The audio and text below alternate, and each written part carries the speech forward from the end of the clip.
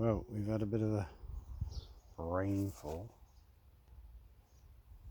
last night, and it's forecast for 3 days showers. Not very heavy showers, but it's enough to water the garden, save us doing it, and it's been long awaited. It's been very, very dry. So it's reaching the stage where plants are starting to, leaves are starting to go brown and they're wilting, and yeah, we've been pretty good with our water butts. So I've planted some of Cheryl's squashed butternuts around my, I can't remember if they were broccoli or cabbage, but I think they're broccoli. I planted them last year in little tiny pots and sort of left them. I didn't know what I was doing as usual, and they were dinky. In fact, they're some the same as that. That one there is yay big, and it's planted in a pot with no bottom in the soil. So I wanted to see, it can still shoot roots downwards. I wanted to see if that would grow the same as these, but clearly nothing like it. I mean, these are monsters. But we've got little carrots in there. That's a weed. Baby carrots. They were Cheryl's carrots. All four corners and some in the pot back there, but it's a nice deep pot. Butter squash at the back. So what I'm assuming will happen is, by the time these cabbages or broccolis are ready, I thought they were cauliflowers. Another 30 seconds and I'll say the banana plants. But anyway, hopefully when they're ready, butternut squashes will be half ready. And these are all looking nice. Potatoes, I've realised now you've got to put cardboard down, put wood around them, and have a no-dig experience. So I'm going to try that, but let's see what happens with this harvest. In the tunnel of love, Cheryl's tomato plants, look at that. Wow, look how big they are. This is why we know now tomato plants should be on the floor, really. More height. There's my lowly tomato plant. Look what I've got babies. Ooh, little babies. So yesterday I changed the pot, put a bit of compost around it. It's not much bigger than the pot it was in, really, but it's fresh soil and hopefully it'll give it some maybe needed nutrients. These things are still growing. That one, whatever that is, onions are looking good, and these leaves, these whatever you call them, every so often I break one off and they are absolutely gorgeous. If it makes sense, they're sweeter but still with the onion taste, and it doesn't overtake your mouth for too long. Broccoli, that's being harvested today. I'm not going to go for a third crop, I don't think. I think that's at its limits. At its limits. And there's Cheryl's broccoli. Nothing happening in that one. Actually, it's just gigantic. I mean, oh no, it's Brussels sprouts, look. Oh, got a little baby Brussels sprouts. Yep. Cheryl's thinker, I'm the doer, I'm the overthinker. And we're gonna harvest these collies because apparently they're about to go over, or to bolt, or whatever that means. I've had it. So you got that one. Yep. That one at the back. The chilies are still waiting until they dry out. Now these here, these fly traps are not really from Venus, but we were told bottled water and all that there, and they were looking really unhealthy and they were wilting all the time, and not completely wilting, but they're nowhere near as healthy and as green as they are now. Now we used rainwater and we poured it over the top of them, which we're not supposed to do apparently, but if they were out in the wild, water would come from the top, unless they live by a stream. And look how healthy they look. All the old stuff died off, you know. Enough suppose that becomes sort of compost fertilizer or whatever. Oh, look, the carrot. Oh my god. Cheryl's got a carrot. 2 twins. Lettuce, that's lovely, the lettuce. Oh. What's that there?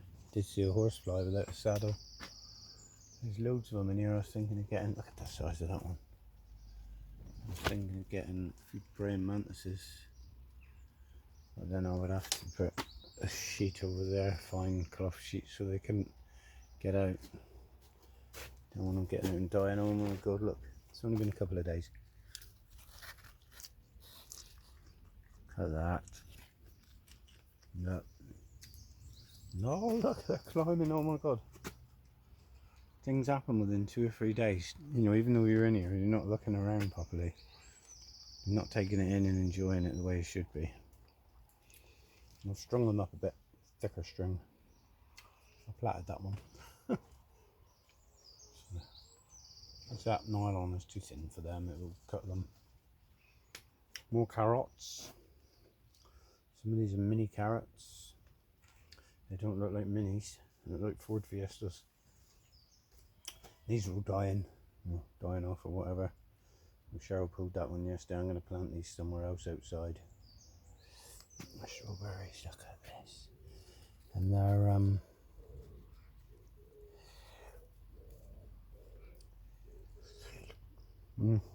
oh well. I've had a couple yesterday and they're starting to go off taste. I don't know if that makes sense. Look at this. Look at the state of my fingers for digging the soil. The only thing I don't like, I like clean fingernails, you know. Well, here we have it. A day of the triffids. Heavy plants crossing, 6-foot cabbages with Wellington boots on. And that's it really. We're going to show you the outside, what I did last night in the dark while it was raining, in a t-shirt, because we're sensible. I planted Cheryl's little butter squashes.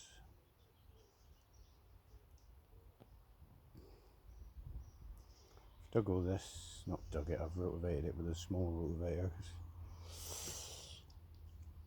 Although on one of the gardening programs, the chap we started to follow, he says don't disturb the soil underneath when you lay the cardboard down to kill the roots, blah blah blah. Compost on top. This is what we're going to do next year. We'll try a variety of things. We're open to suggestions. Maybe you want to come along, do your own gardening virtually, I don't know. Whatever that means. We'll soon sort it out. I'll get the hang of the computers. Yeah. It'd be nice to be able to do some. For people that haven't got a garden and they have a couple of plants and say, oh, can you see how my cucumber's doing?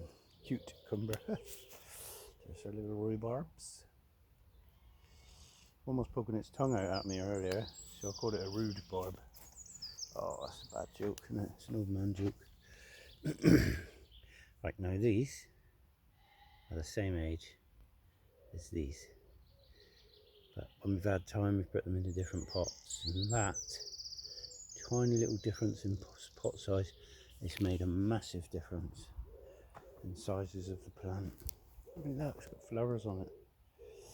Cheryl, I think I've been to a florist when I go in there one day. Yeah, babe, I've got you some flowers. So she realises they're dandelions. No. What's going on with that anyway? This one I've had to put stones and a bit of earth over because they've got potatoes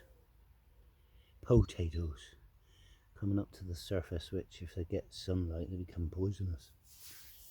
I put stones on it because the chickens dig the straw off and they think they are. I don't even pay any rent. They're hardly laying any eggs. Must be the most expensive eggs in the world. Buying feed and everything for them. Building houses and sheds for them. Cheryl bought a chicken house. Paid £100 for it. Bought it back, it was too small. We assembled it first. Chickens wouldn't go in it. but now one's using it as a nesting box. So yeah, they are all growing. Look how they're growing. Well, they're growing naturally, I suppose. So they're supposed to grow. Did discover a big grass snake up there. It was lovely. Bathing in the sun. I disturbed it and off he went. I just caught a glimpse of him. So hopefully maybe one day. Yeah, there's the part of the chicken house. Shower boat. Give you an example. The difference in size. So still to tidy all this up. Burn the wood. Blah blah blah. Right, that's it. Well, apart from that, weeds just from that, and a tiny bit from here. Incredible. Right, that's it for now.